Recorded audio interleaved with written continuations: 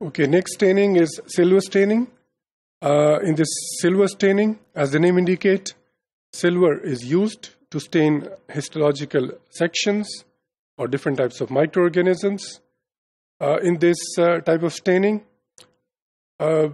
proteins, cells proteins and DNA, they are stained.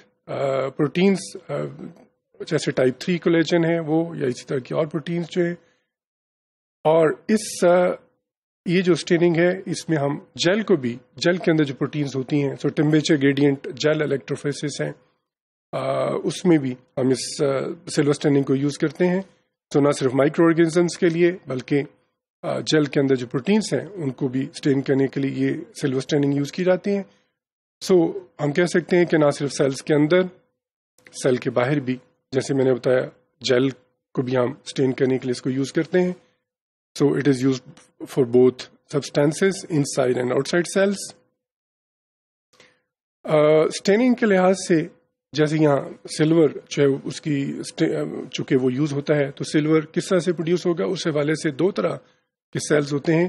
اجنٹافین cells they take up silver and reduce silver solution to metallic silver after formalin fixation.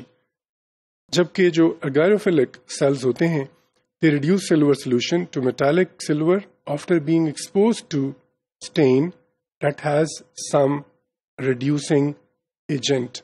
So کسی reducing agent کی موجودگی میں یہاں ظاہر ہے metallic silver produce ہوتا ہے اور وہی سیلز کو سٹین کرتا ہے. مگر پہلا طریقہ ہو یا دوسری طریقہ ہو، اس میں دونوں طرح کی سٹیننگ جو ہے، اس میں جو سیلز ہیں اس میں جو سلور ہے that is used for staining. This sort of staining was discovered by Camillo Golgi by using reaction between silver nitrate and potassium dichromate. اور ان دونوں کے ریئیکشن سے جو ہے سلور کرومیٹ کا جو پریسیپیٹیٹ ہیں وہ پروڈیوس ہوتے ہیں ان سم سیلز، اور وہی جو سلور کرومیٹ کے جو پریسیپیٹیٹس ہوتے ہیں انہی کو پھر ظاہر اسٹیننگ میں یوز کیا جاتا ہے.